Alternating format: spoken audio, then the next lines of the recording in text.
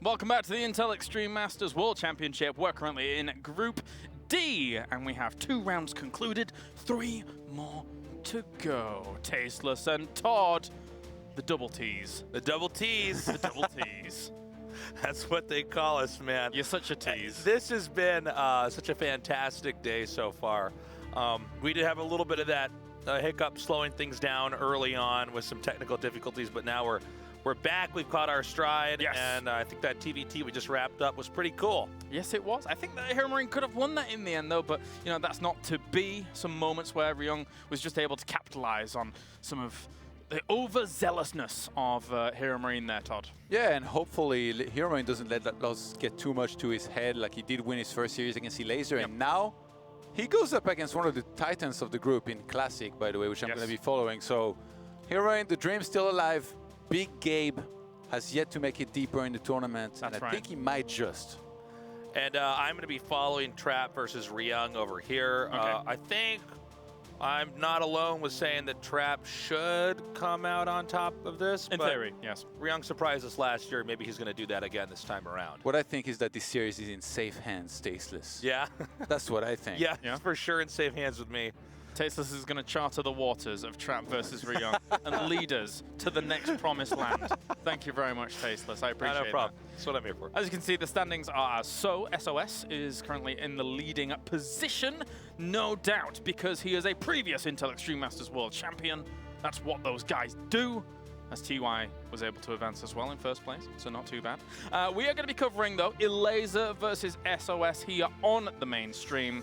What a match. What a match. What a match. SOS, easily one of the best players of all time. Yes.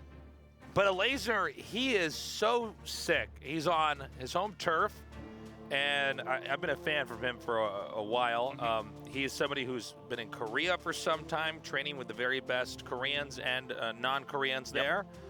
And I think he's a very motivated person who could surprise us here, but this is going to be tough, man, because SOS is just so good. There were moments where he could have probably beaten Classic, I feel, Todd, in the previous series that we saw him in, but he was overextending a little bit with his Swarm host play, not quite taking the right engagements, so Elazer just needs to buckle down, I think. It's always tricky to be in a group with that many Protosses, especially the level that these guys are on, because you need to have so many build orders. I did talk to Elazer earlier, and he mentioned to me that he thinks he's not that worried about that, because he thinks that he has a lot of build orders at his disposal. Okay. But he was worried about the skill level of both SOS and Classic, in saying that basically they are incredibly good. He was a lot less worried about Trap, which you want to be careful about. You don't want to underestimate him. He already used the Nidus against Classic, which he won with. Does he bring that build order out again in hoping that maybe SOS didn't notice that? That's going to be a big question. But usually you can expect a lot of aggression out of somebody like Elazer, who I think should be looking to try and set the pace up against an SOS who also is super unpredictable. Yeah, I think something that made a point of IEM Pyeongchang, and this was actually Artosis that made this point Tasteless, was that oftentimes when players would need to practice to play against SOS, they would actually go and play against Classic, who is kind of that closest thing to SOS, because SOS is their own special breed. There's no denying that. Yeah. So having SOS and Classic in the same group is actually probably quite a boon to some of these players. We shouldn't read into that too much, though, because I remember Special tweeted that with the photo, and then he went 0-3 against SOS after, right after tweeting "Maybe you die" and posting that photo of him training with Classic. I think one of the problems with both Classic and SOS, and I think you could kind of count Hero in this as well, but he's a little bit different with his play style, is that they do things that a lot of times you can't really prep for. Yes. Protoss is a race that occasionally you can pull out a trick where it's so hard, you have to be so experienced, and you have to have such good instinct that you're not playing the game that you practiced. Okay. And I don't know what else to make of it other than that they're the scariest kind of Protosses that are out there. All right, well, thank you very much, guys. I'm going to check in with you later, as we will have those guys updating us on all the series that are going on. For now, it's time for Elazer going up against SOS.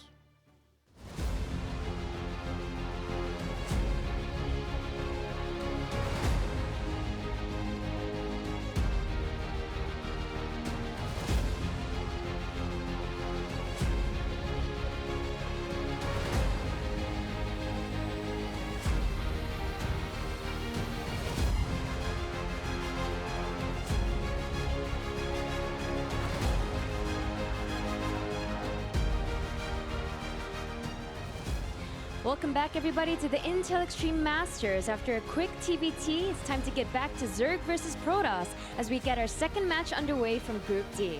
It's going to be the WCS Valencia champion taking on the WCS Global Finals champion. Please welcome on stage Elazer and SOS.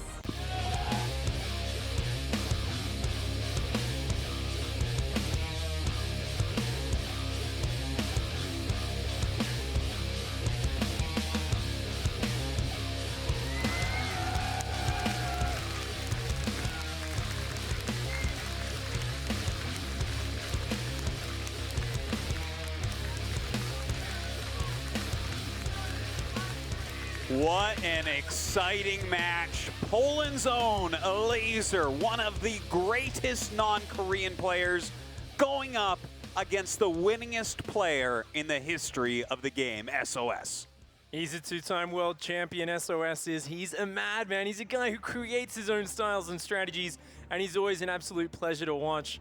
Of course, Elazer, the young gun, as I like to call him, he's so experienced now. It's hard to even call him young because he's been training so hard for so long, and it feels like he keeps on improving. You know, it's not necessarily that same huge jump he had a few years ago, but I feel like he's just kind of constantly climbing that staircase of skill and results. Well, I tell you what, his stability has really increased. You know, that first BlizzCon top 4 he got, it was a surprise, but it is no longer a surprise when he's at the top of a tournament. He can beat anybody, and it is just so nice to see his reaction when he came out of the crowd. You saw that big smile, knowing that it's like, okay, here I am, the hometown team. He thrives on this environment. It's always so special when you get that rare opportunity as a pro player to play in front of that hometown audience. You know, often your friends and family are out there watching, and it's always where you want to bring your A game. But he's had a little bit of a rough start, unfortunately, today in this group. He is down 0-2, a very narrow loss to Classic, one of the group leaders in his last series, and a surprising, I would say, an upset loss to Hero Marine in the first one. Yeah, and to be honest, like, Classic is one of the strongest Protoss in the world, but I thought that Elazer should have taken that 2-0. There was some Swarm Host action in those games. That's you think he's right. going to bring that out again? I do think he's going to bring that out again. You know, we've been watching kind of over his shoulder a little bit yesterday when he was practicing, and he was showing a lot of Swarm Host games. And I think that this is a style he's trying to practice right now. It can be very good against things like Archons and Immortals and Zealots, which are so popular in the matchup. So yeah, I do think at least one game we should see him try to pull something like that out. We've got the maps down there at the bottom of the screen: Catalyst, Blackpink, and Acid Plant. So, of course, Blackpink, I believe, was the map where he pulled those out before. Catalyst, a very small map, maybe one where you're not looking to use the Swarm Host as much, but there are some nice angles. So, of course, lots of strategies lie open to these players. And I mean, man, it's SOS's Protoss versus Zerg. You're going to be worried about DTs, Adepts, the whole works. Everything is a possibility when you're facing off against this guy in the top left-hand side. In the red, representing Generic Green Wings, it is SOS.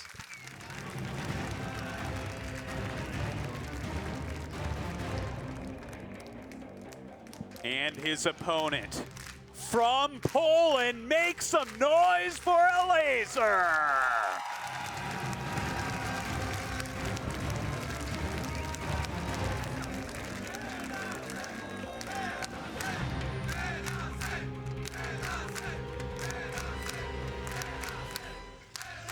All right, starting off this first game on Kaelaris. Look at that SOS. Very quick probe coming down, blocking that hatchery, forcing Elazer to go to his third base with that first hatchery. Disruption, that's the name of the game there for SOS. He loves to throw a spanner in the works, try and gum everything up for his opponents. And it's within those slight discrepancies in their build orders where he finds his openings. He loves to just throw you out of your element just that little bit, and that is where he will take advantage. Is already running around with his probe, of course, trying to occupy the mining on the mineral patch, as only one worker can mine at a time, and force Elazer's drones to be a little bit less efficient. Just great use of his APM here. SOS, one of our players who's a little bit slower than the other players, but incredibly focused and so smart with what he prioritizes. Yeah, you know, SOS is seen as, from many, as like the brainiest player, or definitely at least one of them.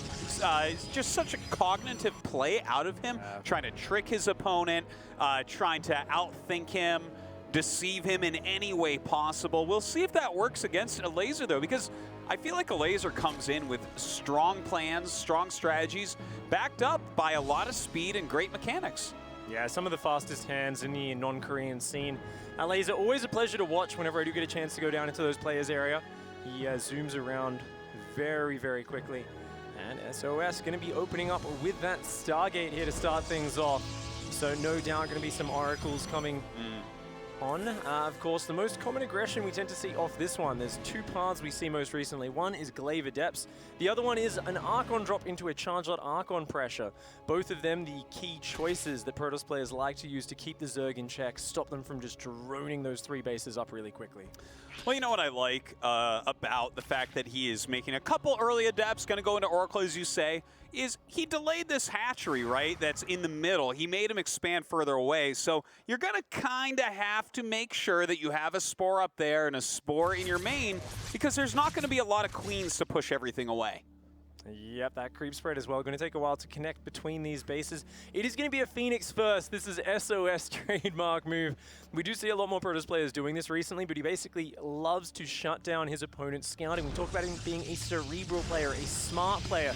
Not only does he love to have full information using oracles, using Phoenix, but he loves to deny his opponent's information. It's within that situation where SOS tends to get ahead. He takes options which would often be considered gambles, but his opponent doesn't know about them, and that's why he finds the advantages. So getting rid of that Overlord, his Phoenix will go hunting for any other Overlords on the map. It looks like that might have actually been the only one, so I think Elazer was expecting this and only sent one Overlord across the map. Smart adjustment.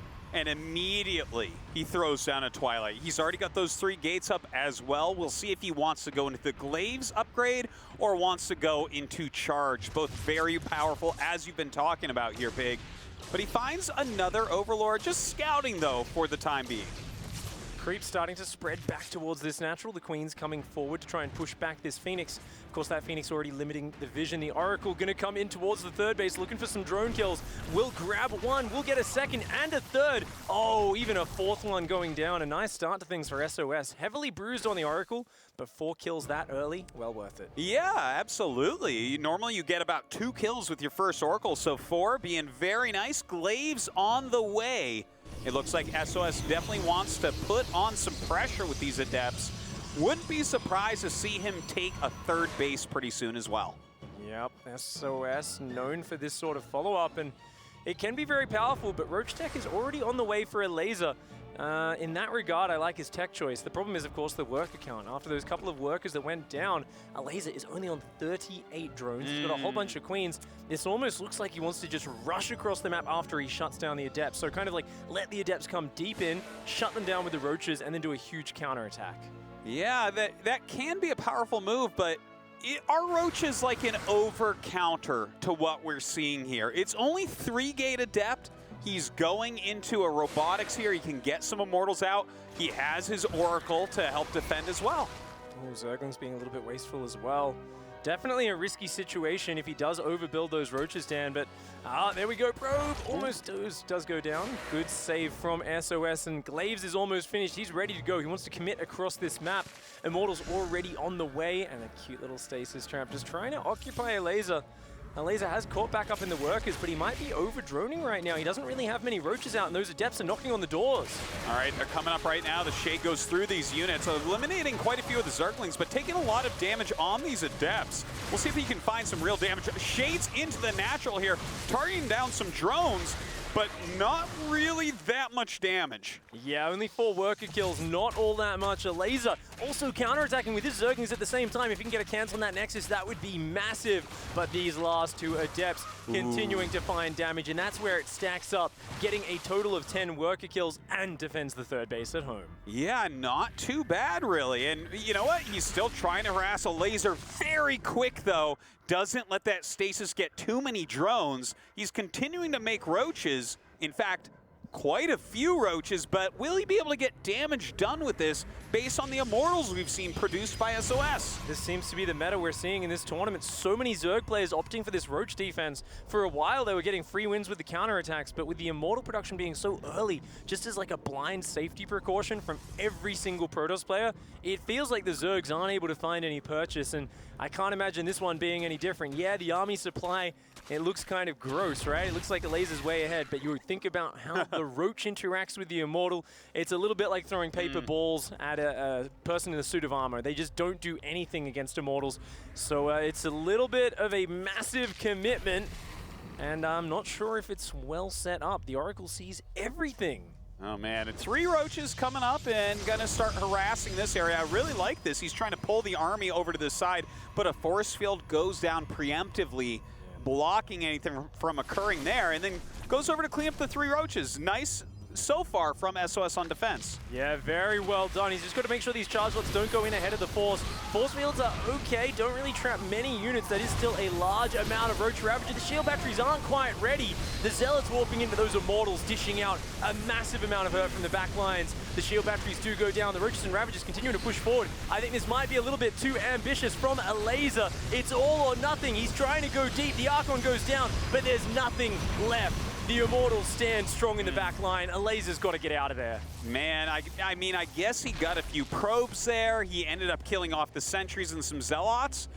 But the amount of ravagers he lost, the amount of roaches he made, and how much that slowed down his own economy, I wasn't a huge fan of that attack. I feel like SOS is going to be very comfortable from here.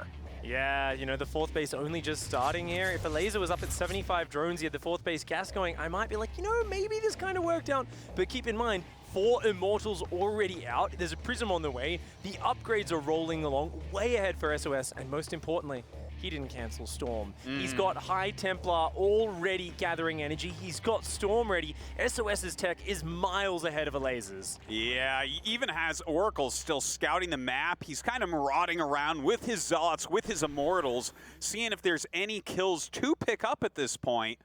And, I mean, everything looking nice, but Elazer, he is utilizing his quick speed here. Notice he's throwing out 4 roaches, trying to get a few probe kills. That's the sort of move he's got to do here. I mean, you're not going to fight this army front on into Immortals and Storm, so just hit from the back line, small numbers of these roaches. That's where we like to see roaches used. But SOS has had enough. I think he might just force the issue on the front.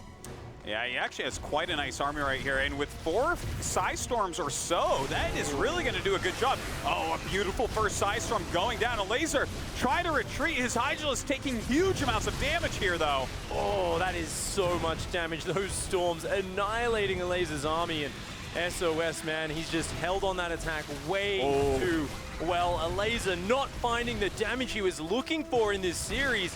And in this game, it feels like he is just fighting desperately for his life. But there is too much Protoss. SOS takes the game 1. All right. Very well played game by SOS there. Elazer, I mean, he's trying to get his damage in. His defense was pretty good overall, but the Roach counterattack, I feel like that's where he went wrong, Pig. Absolutely. I mean, you can definitely be critical of small things here or there. You can say maybe he wishes a few less drones died, but we've seen Elazer bounce back from way more than that.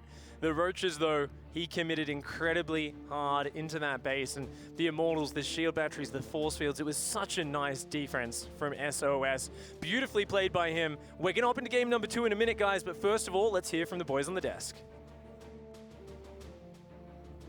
That's right, welcome back as we join the battle station once again to get updates as to what may be happening in the other matches. We're going to start with Tasteless. It's going to be Trap versus Ryung. What's going on there? Right now, Ryung is up with a 1-0 lead going into this match. Ryung won with a pretty cool 2-base overall aggressive push. Okay. Trap kind of fell apart. Now, Ryung tried kind of the same thing this time around. We're seeing another push come out here. Now, Trap already bullied this push back, but this is the boys. round 2. Here we go. The boys are pulled. I'm a little bit worried, though. It seems like Trap might have a robust enough army as long as he doesn't overextend. Does he, though? Here we go. He's coming down.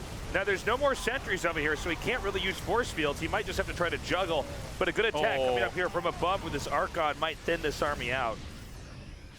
Come on, Tasteless, keep hyping it. Sorry. It's all He's going to try to come up here now.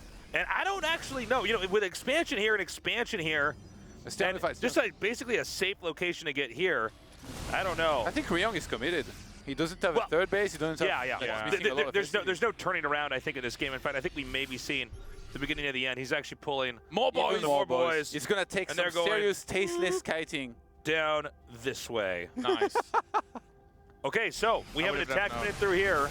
I don't know if this is going to work. I just feel like Trap has so much. Protoss pulled the boys as well. And with the probes being pulled, that does buy him a little bit more time, which is nice. I'm just not sure that if Ryong doesn't take out a base, he's going to lose this game. If Ryong can deal with this army and still have enough left over to finish it, might be able to do it, but reinforcements with chargers keep coming in, and I think Trap's going to have just enough here to equalize the score. Yeah, I believe we should be seeing this game end unless Ryong really wants to try to drag this game out, which is his right. There it is, GG. And we'll be going into game number 3 if we have time after we get done with this next game that's coming up. We shall. Thank you very much, Tasteless, for that update. It was a bit more than an update, to be honest. We got more than we bargained for with Mr. Tasteless. We do also have Classic versus Marine. Todd, what's going on there? Classic went up 1-0, and honestly, that first game was what Terran nightmares are made of. Literally 8 gates with mass adepts killing everything. Now we're in game 2, and there's been a bit of action, but Classic seems to want to go back to the adepts. Might be overextending a little bit here with this attack.